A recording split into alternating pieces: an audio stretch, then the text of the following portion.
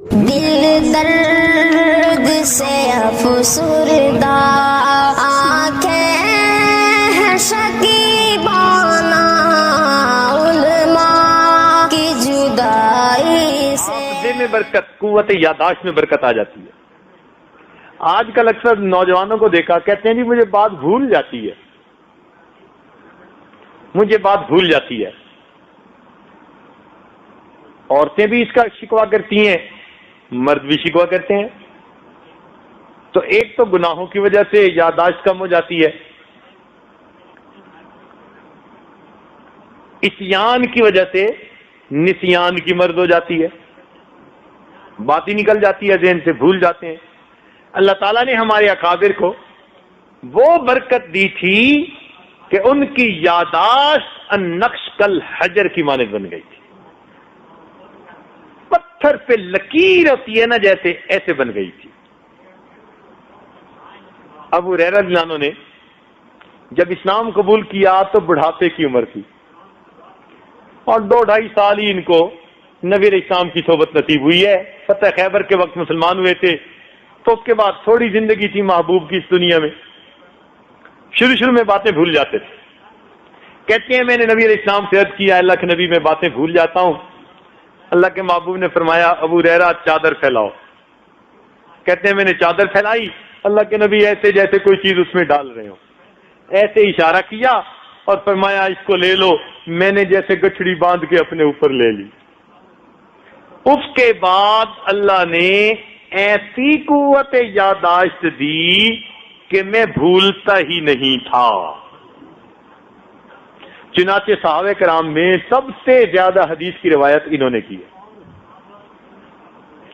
عبد الملک بن مروان کو ایک مرتبہ شک ہوا کہ بھئی اتنی حدیثیں یہ بیان کرتے ہیں، تو یہ لفظاً بیان کرتے ہیں یا روایت بالمعنی کرتے ہیں؟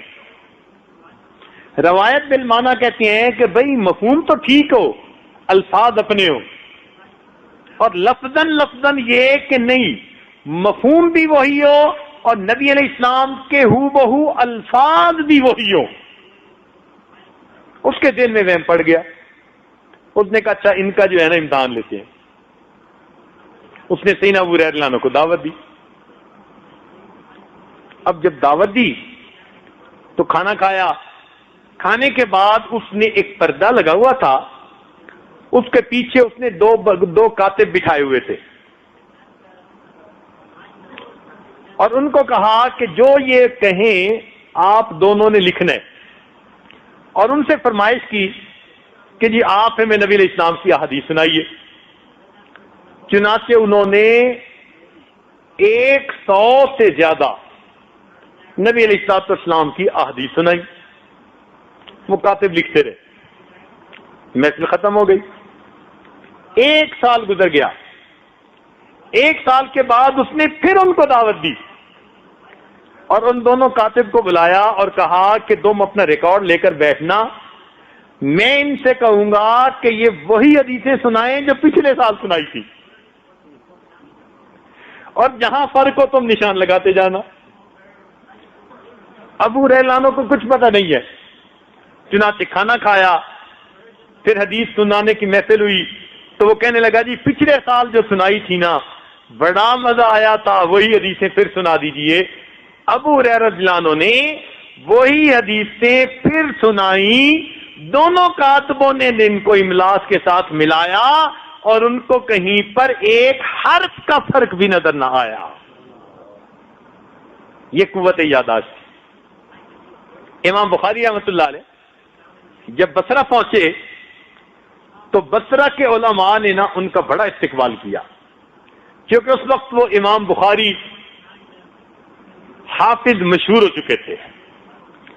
اچھا آج تو حافظ کہتے ہیں نا قرآن پاک کے حافظ کو، پہلے زمانے میں حافظ کا لفظ حافظ حدیث کے لیے استعمال ہوتا تھا۔ حافظ ابن قیم، حافظ ذہبی، یہ سب حافظ ابن کثیر، یہ حدیث کے الفاظ تھے۔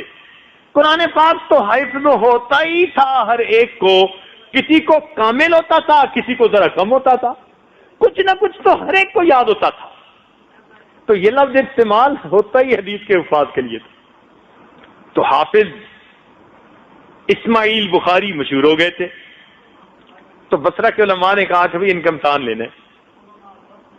اب جب علماء امتحان لینے کے لیے تیاری کریں تو اللہ ہی اس میں کامیاب کرے.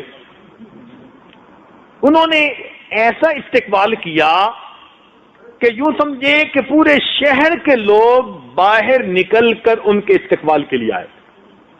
بے مثال استقبال کیا. پھر ان کو ایک جگہ بٹھایا تخت پر, اور شہر کے سارے علماء وہاں اکٹھے ہو گئے, اور پھر ان کی خوب تعریفیں کی. حافظ الحدیث ہیں اور ایسے ہیں اور ایسے ہیں اور بڑے اچھے ہیں. خوب جب ان کی تعریفیں کر لی تو پھر ان کو کہا جی کہ اب ہمیں بھی اس سے فائدہ دیجیے. اب جب ایک بندے کی اتنی تعریفیں کی ہوں, اتنے ذہین ہیں, اتنے اچھے ہیں, اتنے حافظ ہیں, اتنی حدیثیں جانتے ہیں, تو اس کا دل کرتا ہے نا کہ اب میں اپنے حفظ حدیث ان کو دکھاؤں. تو انہوں نے کیا کیا, 10 بندے چنے ہوئے تھے اور ہر بندے کو 10 حدیثیں جو موضوعات میں سے تھی, بنی ہوئی, گھڑی ہوئی, یا جو صحیح حدیثوں سے اس میں تھوڑا سا فرق تھا, وہ ان کو کہی ہوئی تھی. چنانچہ ایک آدمی کھڑا ہوا, کہنے لگا جی میں نے 10 حدیثیں یاد کی ہیں, اگر یہ اتنے بڑے حافظ الحدیث ہیں تو یہ بتائیں کہ کیا یہ روایت ان تک بھی پہنچی ہے.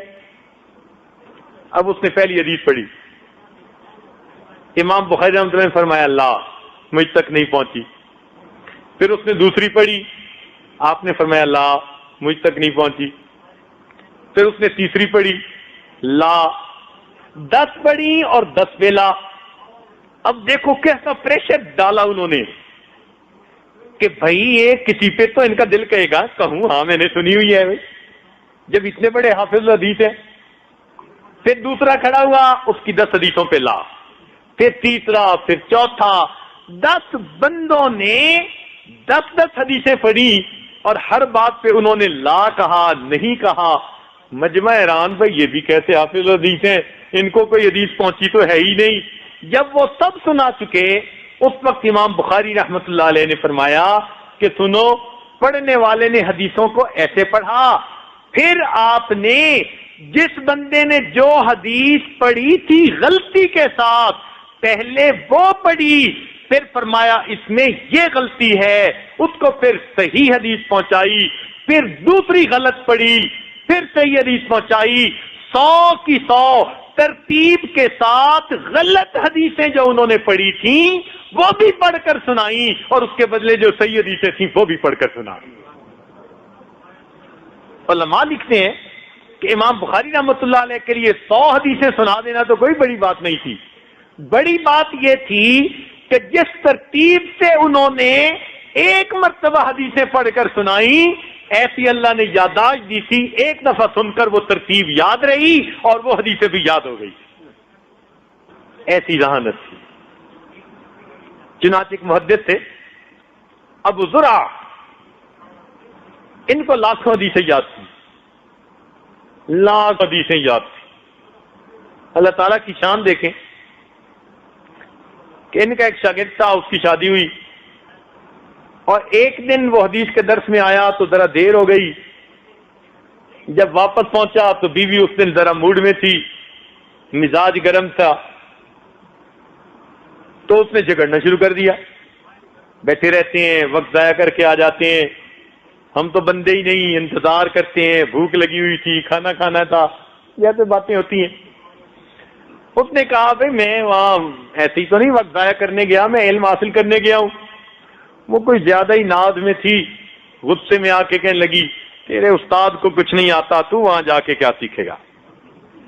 اب جب اس نے یہ لفظ کہہ دیا کہ تیرے استاد کو کچھ نہیں آتا, تو وہاں جا کے کیا سیکھے گا, تو نوجوان تھا اور لگتا ہے کہ اس کو بھی کوئی آج کل کا دماغ ملا ہوا تھا. اس نے بھی فوراً کہہ دیا اچھا اگر میرے استاد کو 1 لاکھ حدیثیں یاد نہ ہوں تو پھر تجھے 3 طلاق ہے. لو, اب رات تو ذرا گرمی سردی میں گزر گئی. صبح اٹھ کے بیوی کو بھی فکر کہ کہیں طلاق ہی نہ واقع ہو گئی ہو. تو بیوی نے پوچھا کہ جی وہ کیا بنا طلاق کا. اس نے کہا بھئی مشروط تھی تو میں حضرت سے پوچھتا ہوں، اگر تو ان کو لاکھ حدیثیں یاد تو طلاق نہیں ہوئی ورنہ ہو گئی۔ اب وہ پہنچا اپنے استاد کے پاس، ان کو بتایا کہ حضرت بس مجھ سے غصے میں یہ بات ہو گئی، اب بتائیں کہ میری بیوی کو طلاق واقع ہوئی یا نہیں ہوئی؟ آپ کو 1,00,000 حدیثیں یاد ہیں یا ایسے ہی میں نے بات کر دی؟ تو امام ابو زرع مسکرائے اور فرمانے لگے جاؤ میاں بیوی کی طرح زندگی گزارو، 1,00,000 حدیثیں مجھے اس طرح یاد ہیں جس طرح لوگوں کو سورہ فاتحہ یاد ہوتی ہے۔ 1,00,000 حدیثیں مجھے اس طرح یاد ہیں جس طرح لوگوں کو سورہ فاتحہ یاد ہوتی ہے۔ کہتے ہیں کہ ان کو 2,00,000 حدیثیں یاد تھی، صرف قرات سے متعلقہ 40,000 حدیثیں یاد تھی، صرف قرات سے متعلقہ۔ اللہ، تو دیکھیے پھر اللہ تعالیٰ نے ان کو کیسی ذہانت دی تھی۔ یہ تقوی کی وجہ سے، نیکی کی وجہ سے ہوتا ہے۔ اللہ رب العزت بندے کو پھر ایسی فوٹوگرافک میموری عطا فرما دیتے ہیں۔ اور جب انسان گناہ کرتا ہے تو پھر اللہ تعالیٰ مت بھی مار دیتے ہیں، ذہانت چھین بھی لیتے ہیں۔ لا الہ الا اللہ، لا الہ الا اللہ، لا الہ الا اللہ، لا الہ الا اللہ، لا الہ